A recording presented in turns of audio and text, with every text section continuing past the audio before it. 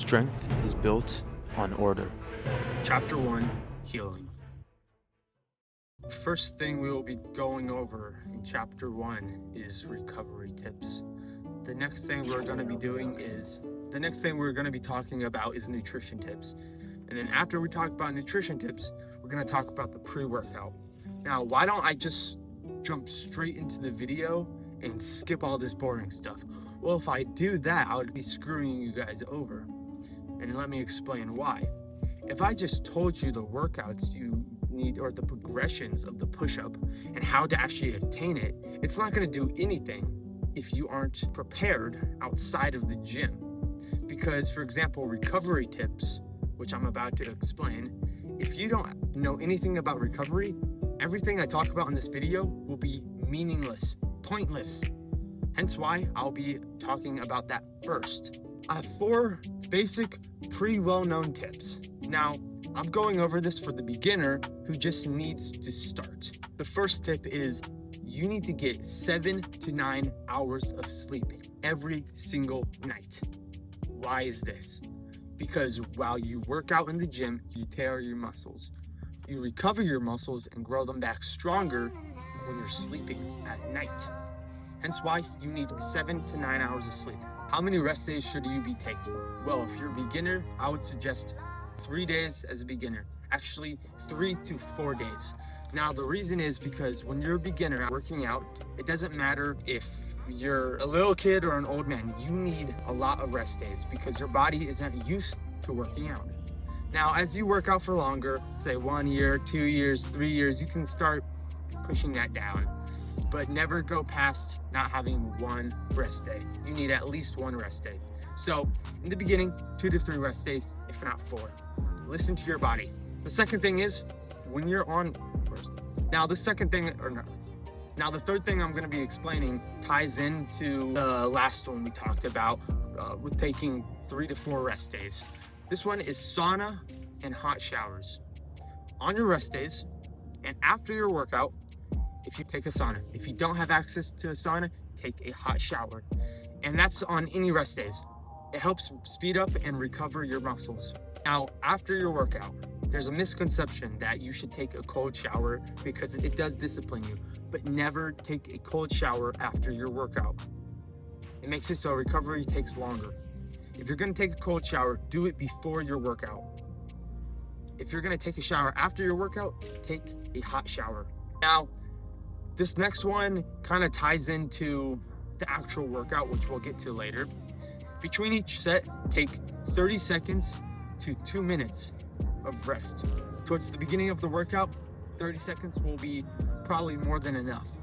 By the end of the workout, 2 minutes will be enough. Next up, nutrition tips. Eat your weight in protein. What do I mean by this? If you weigh 155 pounds, or say 175 pounds, eat 175 grams of protein if you weigh 175 pounds. Same goes with if you're 155 pounds. Eat 155 grams of protein. Next up, eat whole foods. Simple. I'm not even going to go more in depth into that one. Next up is the pre-workout. Hydrate yourself throughout the day before you work out. If you work out in the morning, instantly drink a bunch of water. If you work out in the afternoon, drink a liter, maybe 1.5 liters of water. If you work out at the end of the day, drink 2 to 2.5 liters of water. Just be hydrated. Have electrolytes, salt, lemon juice or lime juice. Drop that in your water and that's all you need. Chapter 2, Mastery. First thing you're going to do when you work out is you are going to do your warm-ups and your stretches. Now, it doesn't really matter if you do your warm-up and then your stretch or vice versa, but I'm going to explain your warm-up and then your stretches in this video. That's just kind of how I organized it so far, so we're sticking to it. But it's up to you what you do first. I'm just going to list off some great warm-ups that always work for me when working out. Jumping jacks, 30 seconds, 15 seconds on, 30 seconds on. Do that 2 times. So in total, you're going to do 2 minutes of jumping jacks. That's always been a great warm-up for me. The next thing is you're going to do push-up holds. You just hold the push-up position at the bottom for 15 seconds on, 5 seconds off. Repeat that 2 times. Next up is a plank. 30 seconds on, seconds off, 30 seconds on. And if it gets too easy, you can do a minute on, 5 seconds off, a minute on, whatever. Next up is dead hangs for 30 seconds to a minute. Warms up your forearms pretty nice. Next off, stretching. I'm not gonna really explain stretching in this video because I made some Instagram videos and I think also a YouTube video on it, so I'll just link it in the description. Next up is the progressions, or as I'm going to call them in this video, I'm gonna call them forms. There's form 1 to 9, and I'm gonna list all of them right now and then show a video just showing how to do it. Form 1, knee push-ups. Form 2, eccentric push-ups.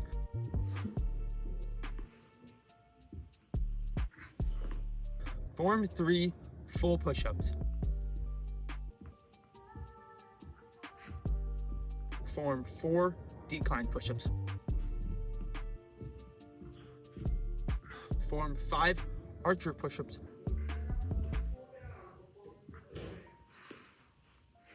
Form 6, Russian push-ups.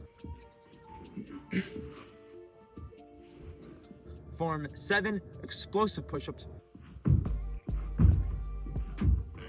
Form 8, weighted push-ups. And Form 9, one-arm push-ups.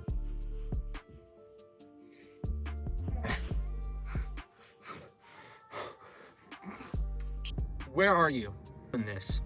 The right progression is the one you can control without breaking form. Rule number 1, 5 perfect reps. For example, if you think you can do decline push-ups, do 5 perfect reps. If you can do 5 perfect reps, then you've got it. If you can't do 5 perfect reps, still work on it. Got it? Rule 2, control the descent. If you can't control your way down, then you can't do it. Rule number 3, muscle over joint. You should feel it in your chest, your thighs, and your shoulders. If you feel it in your shoulder joints, like your shoulder blade or your elbow, you're probably not on that level yet. Chapter 3, application. If I just ended the video with chapter 2, this video wouldn't really be great. And I want this video to be great and I want it to be useful. That's why I'm giving you chapter 3, application. Now you can either create your own workout with what I just told you, and I'm gonna give you a blueprint to that in a second, or you can add it and apply the principles I just told you guys throughout the whole video into an existing workout. But first of all, I'm going to go in depth and onto how to make this a standalone workout. And if you're interested in that, you can skip to the next timestamp where I talk about how to add it to an existing workout. It's in the description. Okay, you have warm-up. Do the warm-ups, 2 things. No more than 2 things, because if you do more than 2 things, I find that it just fatigues you for the actual workout. It needs to warm you up, not tire you out. Choose 2 of the warm-ups that we talked about earlier. For set 1, choose the hardest variation and do the hardest variation, leaving 2 to 3 reps in reserve. Meaning you could do 2 to 3 more reps if you wanted to, and you would be at failure, but don't do it yet. You need to save for the next 2 sets. The second set, hardest variation to failure. Hardest thing you can do. If the best thing you can do, and if the most advanced thing you can do is archer push-ups, do that till failure. Try to even it out on both sides. The third set is the second hardest variation to failure. Meaning, if your hardest thing you could do is archer push-ups, then the next hardest thing is decline push-ups, and do decline push-ups till failure. And that's how you make it a standalone workout. Respect the order, and order will come. If you enjoyed this, like, subscribe, comment, share with a friend. Save it for later if you want to master push-ups. Goodbye.